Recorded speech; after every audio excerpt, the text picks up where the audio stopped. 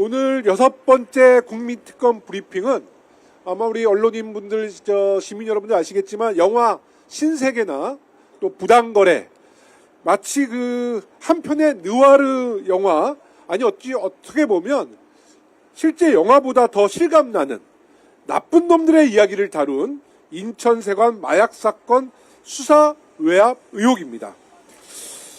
인천세관 마약 사건은 마약과의 전쟁을 선포한 윤석열 정권이 대한민국 사상 최대 규모의 마약 밀반입을 적발하고도 최고 권력기관들이 앞다퉈 나서며 이를 무마하고자 했던 수사 외압 사건인 것이죠. 사실 국민들이 도무지 이해를 할 수 없는 그런 정황이 속속 드러나고 있는데요.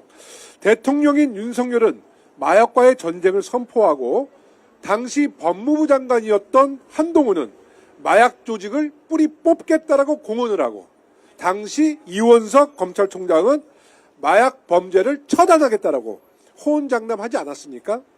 그런데 정작 영등포 경찰서 형사들이 대규모 국제 마약 사범들을 검거하고 연루자를 수사하려고 하니까 경찰청, 검찰, 관세청, 대통령실까지 줄지어 나서서 회유하고 압박하고 결국은 수사를 못하게 막았다는 의혹을 사고 있는 사건입니다.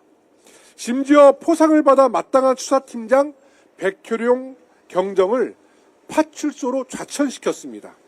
오히려 수사를 무마하고 외압을 행사한 경찰 고위층은 영전하고 승진까지 됐습니다. 이런 것들이 영화 신세계나 부당거래에 나오는 장면 아닙니까?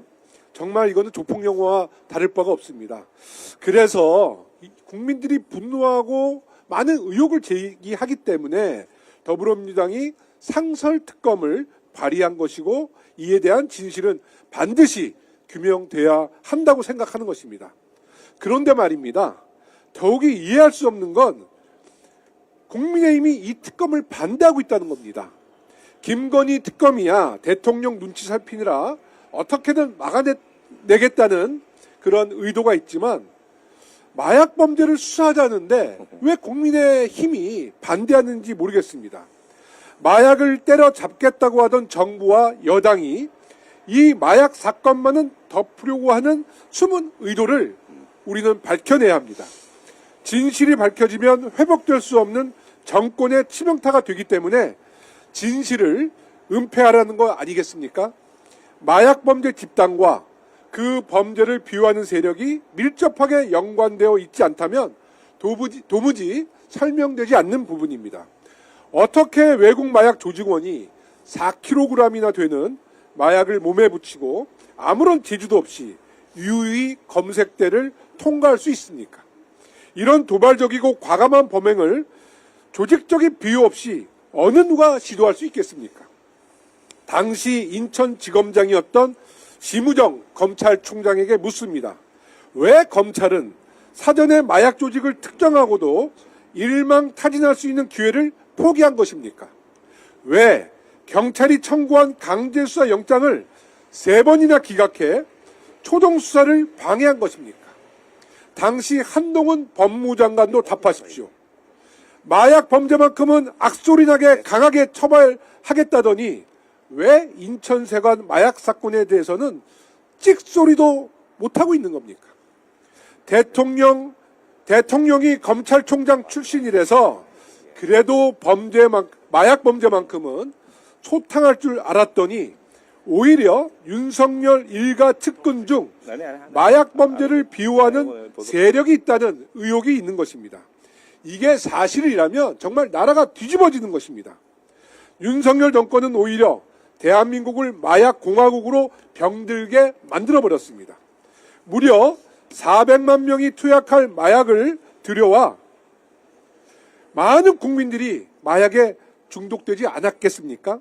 이건 절대로 이대로 묻혀서는 안 될 중대범죄입니다. 도대체 누굴 믿고 누구의 비호하에 이런 엄청난 범죄가 저질러진 것인지, 누구를 보호하기 위해 이토록 온몸으로 진실을 은폐하고 있는 것인지 우리 민주당이 반드시 특검을 통해 진실을 밝히고 국민 건강권을 지켜내겠습니다. 자, 그러면 지금부터 잠시만 주목해 주시기 바랍니다. 제가 구독자분들을 위해서 선물 하나를 준비했는데요. 제가 항상 여러분들께 드리는 말씀이 있습니다. 뉴스만 평소에 잘 챙겨보셔도 돈이 되고 돈을 벌 수 있다라고 말씀을 드렸는데요. 여러분들은 여기 보시는 삼성전자 뉴스를 보고 어떤 생각이 드세요? 아니면 정치인들의 뉴스, 날씨 뉴스를 보고는 어떤 생각이 드시나요? 그냥 뉴스만 보고 끝내는지, 아니면 이 뉴스를 어떻게 이용할 수 있는지, 이 부분을 고민하고 계시는지를 되물어보고 싶습니다. 그 이유가 뭐냐 하면 제가 지난번에 여러분들께 뭐라고 말씀을 드렸었죠? 지금은 반도체 섹터를 눈여겨보셔야 한다고 말씀드렸습니다. 그리고 나서 이런 썸네일들 뉴스를 통해서 많이 보셨을 겁니다. 반도체 내용이 이슈가 됐을 때 부자들은 어떻게 생각한다? 반도체 관련주들은 뭐가 있는지, 어떤 종목이 가장 좋은지, 어디에 투자해야 돈이 몰리는지 자연스럽게 생각한다고 제가 말씀을 드렸죠. 그 이유가 뭐냐 하면 부자들이 봤을 때는 이슈가 곧 돈으로 이어지고 그 이슈가 나에게 돈을 벌어준다는 경험적 확신이 있기 때문에 부자들은 항상 이런 사회적 이슈를 관심있게 챙겨본다고 제가 말씀을 드렸습니다. 이번에도 마찬가지인데요. 제가 지난번에 시청자분들과 함께하는 주식으로 수익 내기 이벤트를 진행했었죠. 당연히 100% 무료로 진행을 했었고요. 여기 보시면 아시겠지만 제가 지난번에도 구독이라고 보내주신 모든 시청자분들께 반도체 관련주 중에 가장 크게 급등할 딱 한 종목, 많은 종목도 아니라 한미반도체 한 종목을 여러분들께 추천드렸어요. 그러면서 여기 나와 있는 대로 정확히 얼마에 매수해야 하는지, 그리고 수익률이 어느 정도 나왔을 때 팔아야 하는지를 이런 부분들까지 여러분들에게 정확히 알려드렸었는데 지금 실제로 어떻게 되었다? 오른쪽을 보시면 아시겠지만 제가 지난번 문자 발송으로 이 한미 반도체를 소개해드리고 나서 실제로 이렇게 5배 이상 어마무시한 상승이 나왔습니다. 100만 원만 투자를 했어도 무려 500만 원이 넘는 수익금이 생긴 거죠. 그래서 당시에도 굉장히 많은 분들이 제가 드린 이 한미 반도체로 수익을 내실 수가 있으셨을 텐데요. 다시 한번 축하드린다고 말씀을 드리겠고 이번에도 마찬가지입니다. 앞으로도 2024년, 2025년 계속해서 기대해볼 섹터는 AI입니다. 그 중에서도 AI 반도체는 그 누구도 부정할 수 없는 미래 성장 산업입니다. 그러면 우리가 어떻게 생각해 볼 수 있을까요? AI 반도체 종목 중에 앞으로 크게 대장 역할을 하면서 10배 이상 급등할 수 있는 텐베고 종목을 지금부터 열심히 추적해야 한다는 겁니다. 큰 돈을 투자하지 않더라도 월급의 일부분 아주 소액이라도 이 종목을 모아가야 수백 %의 수익률을 손에 쥘 수 있는 것이죠. 지금 여러분이 보고 계시는 이 유튜브 또한 AI 반도체와 아주 밀접한 연관이 있고 반도체야말로 대한민국의 핵심 산업으로 앞으로 더더욱 시장은 성장할 수밖에 없습니다. 그렇기 때문에 제가 이번에도 뭘 보내드리고 있냐면 지난번과 똑같이 구독이라는 문자를 보내주시면 제가 AI 반도체 관련주 중에 앞으로 대장주 역할을 하면서 주가가 가장 크게 급등할 한 종목을 여러분들께 문자 발송으로 종목명과 사고 파는 시점을 모두 알려드릴 건데요. 그 문자를 받고 여러분들이 주식으로 돈 버는 연습을 한번 해보셨으면 좋겠고요. 혹시라도 나는 주식을 하지 않는다 하시는 분들은 주변에 주식하시는 지인분들에게 말씀을 해주셔도 되고요. 아니면 연세가 있으셔서 투자가 어렵다 하시는 분들은 이 종목을 자녀분들에게 한번 사봐라, 이걸로 한번 수익을 내봐라, 이렇게 조언을 해주실 수도 있는 거겠죠.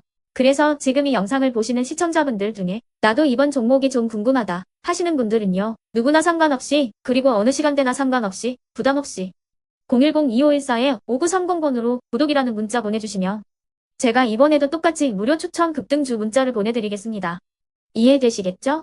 제 번호 010-2514-5930번으로 구독이라는 문자 보내주시면 여러분들이 직접 이슈를 통해서 돈 버는 연습을 해보실 수가 있는 거고 제가 돈을 받는 것도 아니고 투자를 대신해 드리는 것도 아니기 때문에 부담 없이 신청해 주시면 되는 겁니다. 그리고 수익이 나면 저는 다른 것은 하나도 바라지 않습니다. 제 채널에 구독, 좋아요 한 번씩만 눌러주시라 이렇게 다시 한번 말씀을 드리겠습니다.